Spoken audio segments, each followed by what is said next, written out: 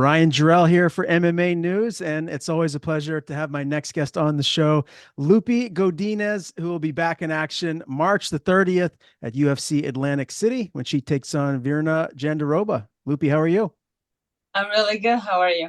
Good, good. Always nice to see you. And it's 2024, so I just kind of want to start there. I can't believe that this past year has gone by so fast. How has your new year been? And what are the goals here for this new calendar year?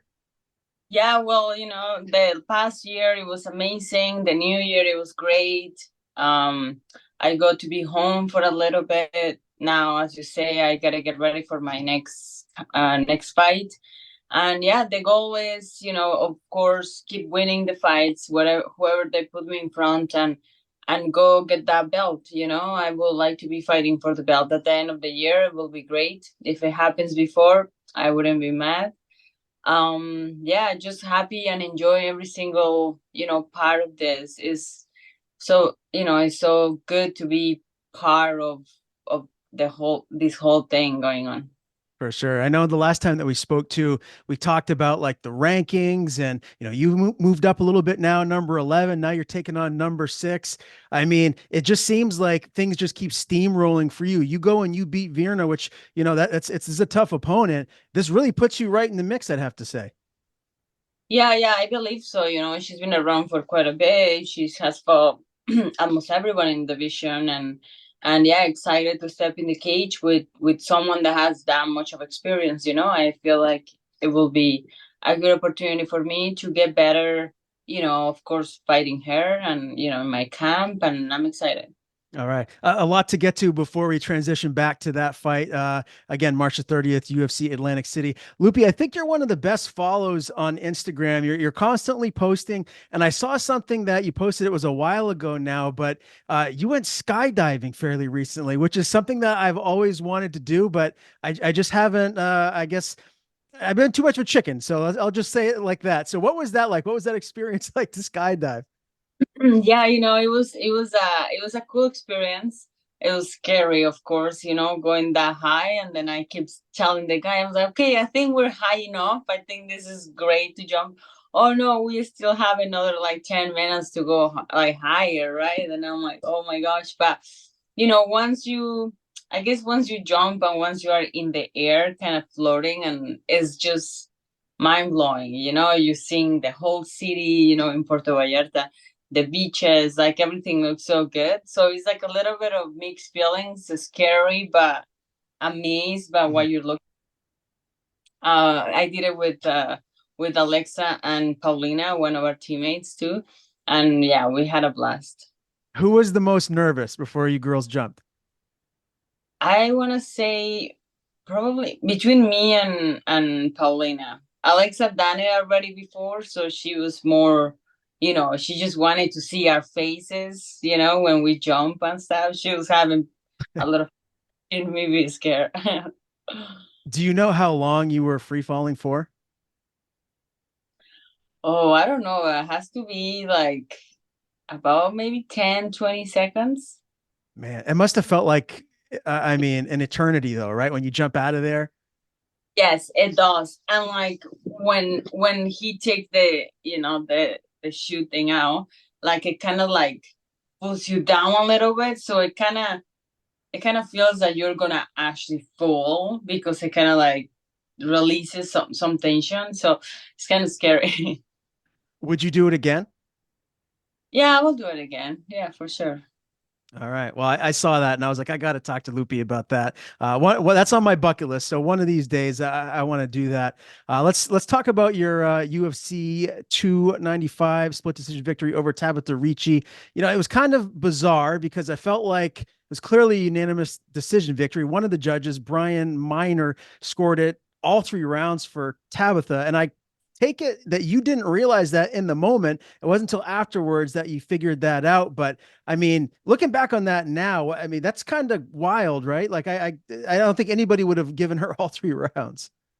Yeah. I mean, of course, when you just fall and things, just happen. Like it's hard to see like what was the scoring. Um, but yeah, after we watched the fight again, and then I was a little bit like, okay, well, that was wrong. But you know.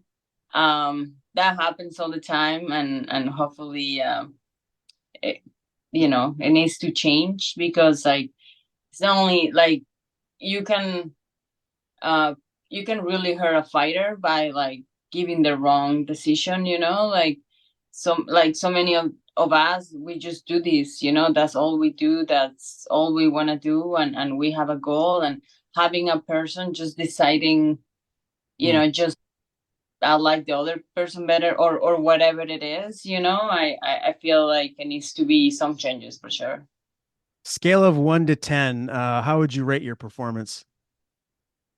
1 to 10, I want to say, I don't know, like 8. So you were I pretty pleased. I was pleased, but at the same time, I know I have to, there is so much still learning. I changed my camp, so we are still getting, I guess, the techniques down. Like it takes time for the whole system to transfer in my brain and like be better. Mhm. So I know it will come with time, and this is gonna be my third camp with them, full camp. So with Lobos, so I'm excited, to see the changes, and I was happy because I got to experience a different feeling in the fight. I got to experience like a different camp. I got to experience so many different things. So I'm proud of me.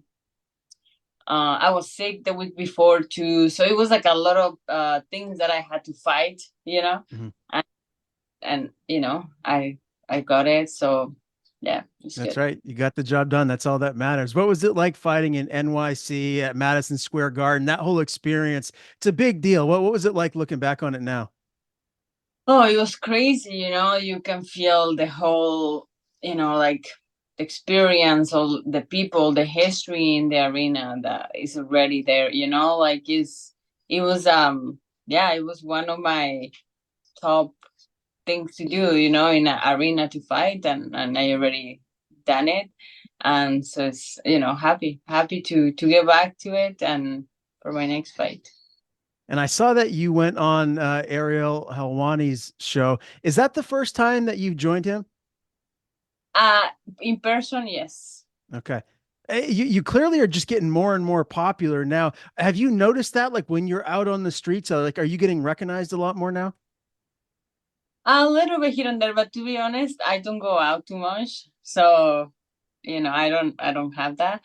But definitely after fights and stuff, yeah, people come up to me. Like even if I go watch fights here, like it's a little bit, a lot more than it used to be. But I like it.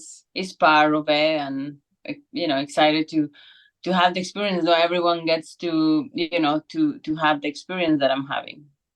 Have you gotten any like weird DMs lately? Anybody that's like sending you like any messages that are inappropriate? I don't want to say inappropriate or weird, but I got this one. It was last weekend actually, and this guy tagged me on it, and it was his arm and has my face on it, Whoa, a tattoo? He tattooed your face on his arm? face on his arm. Yeah.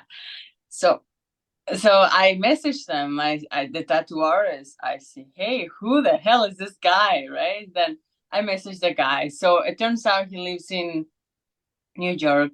So I'm gonna probably see him when I'm in New Jersey. I wanna see the tattoo live. He's coming to the fight. So that's gonna be exciting. Yeah. But Well, like, yeah, I don't think it's weird. I just think it's crazy, like my face in your body. That's yeah. Do you uh have like any backstory on that? Like, is he just like a super fan or is he obsessed? Like, does he want to ask you to marry him or something like that? I haven't read because he did message me before, but I haven't read them. But I think he's just a fan. Like he just likes the fighting, my fighting style, I guess. Yeah. Wow. Okay. Yeah. And so you But, will be meeting him. oh That's the plan. You will be meeting him when you go to Jersey. yeah, of course, I'll bring my team with me. But Yeah. yes, Okay. Smart move. Yeah, yeah. You definitely want to have some other people around you there. You never know. It's a weird world nowadays, right? Oh yeah, it is. But I think it's cool, as long as there's a lot of people Yeah. around, should be. But I do want to see that tattoo live for sure. Yeah, no doubt. I can't wait to see some pictures from that.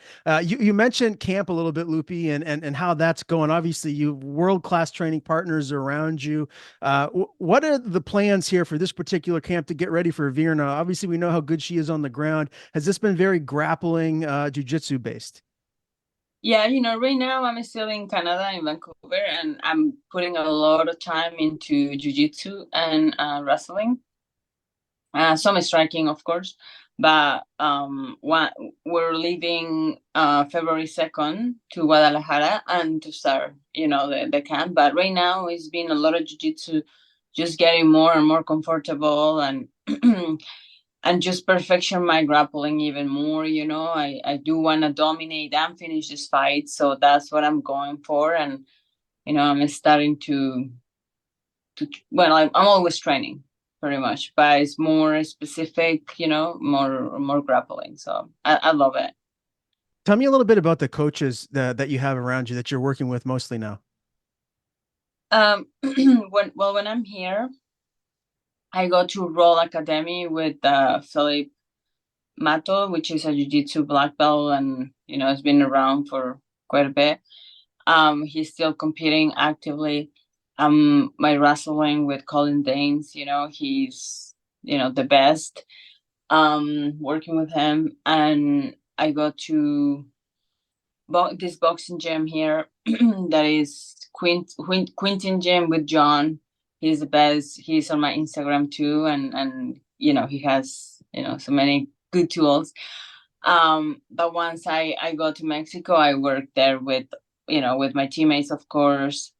Alexa, Diego, Alessandro, all the Lobo gym, and Pancho, Mhm. Grasso, Francisco Grasso, Diego Lopez, and yeah, and Colin Danes. Yeah. I don't know if you pay attention much to American football, but I'm a massive, massive fan, and I'm from New England, so I'm a New England Patriots fan. I don't know if you saw the news today, but Bill Belichick has moved on from coaching the Patriots, and he's considered to be like the greatest football coach of all time by a lot of people. So I wanted to kind of segue from that into like an MMA question. When you think of what makes a great MMA coach, what are the qualities that come to mind for you that are really important to make a great MMA coach? Yeah, well, for me, no, obviously not all of the fighters are the same, but for me, it will be someone that is there every day, for you, with you, going through, the training camp, obviously, like watching you, holding pads, work with you one on one, have that attention, making sure he's watching the sparrings, making sure well, pretty much he's watching you every single moment that you're doing. I feel like now at this level is so critical, those smaller adjustments. So I think that's, a coach that will be the best for me. Mhm. Yeah. Someone that's with you in all aspects of not just training but just life that can improve you as an individual in every area. Yeah, I mean, yes, but of course it's hard to have, your coach 24/7 Mhm. outside the gym, like they have a life too. But at least inside the gym, to always pretty much set up the example, and like if an athlete can look up that coach, like look up to him and respect him and everything, I think that's what you need. Mhm. If you're on that you're not really sure, and like you don't really respect them because like they don't even put in the work with you, it's kind of hard to have Mhm. around, I Yeah. think. No, great answer. I appreciate you diving into that a little bit for me. Let's talk about your upcoming opponent. Again, March the 30th, you're going to be traveling to Atlantic City for UFC Atlantic City. Big matchup with Virna Jandiroba. Again, she's number 6 in the division. She has 13 submission victories, Loopy. So we know how dangerous she is on the ground. You already talked a little bit about, you're focusing a lot more on your jiu-jitsu and grappling for this matchup, but how do you like your grappling and jiu-jitsu skill set versus hers? Do you feel like you're on par with her game on the ground? Yeah, I've been putting a lot of time, and not only now, but I have done grappling for many years before, and even like I'm focusing more now. And I've been feeling really comfortable. I've been having like really good training here, really good rounds. So yeah, I her jujitsu is kind of traditional, a little bit more traditional, which I like. um I think it's gonna be, to be doing jiu-jitsu, she gotta take me down first, right? So we're gonna see how that plays out. I hope she's also working on her wrestling. And yeah, it's hard to take me down, so you know we gotta get to the ground first. Mhm. Do you Yeah. invite that though? Like, would you like to test yourself on the ground with her, or do you feel like safest path to victory is the stuff takedowns, keep this on the feet, and kind of piece her up that way? Yeah, of course, I always want to test myself. Her best suit is the jiu-jitsu, and of course, I want to, like see my grappling. But at the same time, I gotta play smart, because at the end of the day, it's a fight. We got a goal, and there is, a lot of things going on that night that it will, like, what's the fast. I don't get paid by the hour, so if I see and it's opening the opportunity like early on the round to finish on the feet, if it's like an easier way that way, then I'll take that road. But like, I wouldn't be scared if we hit the ground. Mhm. Is this Mhm. your toughest opponent to date? Have you fought anyone inside the UFC octagon as dangerous as Virna is? Yeah, I think so. She's probably the first like top rank like opponent that has been around for a long time. Yeah, yeah, I'm gonna say so. I'll hope so. Getting harder every Yeah, time. for sure. And you said earlier you're planning to finish this fight. Do you think you get it done? Like, what's your prediction here for this one? Yeah, if it goes to decision, that I don't want, but if it goes, I want it to be dominated, no questions whatsoever. And, I want the finish. So if it happen on the feet, with a nice hook or liver shot, something like that, that will be amazing. But if I also could finish her on the ground, that will be kind of like a dream. That would be amazing. Is finishing her. It will be great in the UFC for sure. All of her losses are decision losses and those are high quality opponents as well. But when you look at those matchups that she had, do you feel like you're more of a dangerous opponent as far as like a finishing aspect goes than what she's faced before? I do think so. I think like I'm a little bit more well rounded than the opponents that she have fought in the past. A lot of the opponents that she fought, or they're just striking, or they're just good in jiu-jitsu, or they're just good at this. But I feel like my game have improved a lot. And if I can do jiu-jitsu, I can do wrestling, I can strike. So it will be hard to find someone like me. I think it was just like what angle to take when the fighter is well rounded, and I feel comfortable in all of them. Mhm. Yeah, can't wait to see you back in there. And again, this is a really, really exciting matchup, Loopy. March the 30th, UFC Atlantic City. Before we do sign off here today, I want to get a couple of picks from you. Your division, the strawweight division, the title fight was just announced. UFC 300, Weili Zhang, Yan Jonan. Tell me your analysis for that fight. Who do you see winning this one? Do we have Ann Still or a new champ? Oh, I want to say I'm still. I just think she's powerful. She's a beast. You know, of course, if it goes the other way, it's also great. But Whaley is a little machine for sure. Yeah, no doubt about that. And another fight I'm really interested about and getting your opinion is Amanda Lemos, Tatiana Suarez. Interesting matchup there. What do you see happening in that one? If I feel like it can go two ways. One, she gets knocked out. Amanda Lemos, the power. She doesn't care. But also, if she gets taken down, I feel like it will be over pretty quick. Yes, Tatiana's wrestling grappling is pretty elite. Oh yeah, exactly. So Tatiana, all she gotta do is grab her and good luck.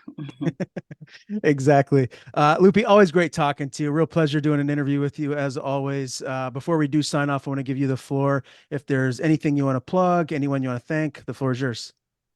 Thank you. Well, thank you for having me, and I just want to say thank you to everyone that is been supporting me, and my coaches, my teammates, my family. And that's it. I'm just ready to jump back into camp and get it done March 30th. Don't miss it.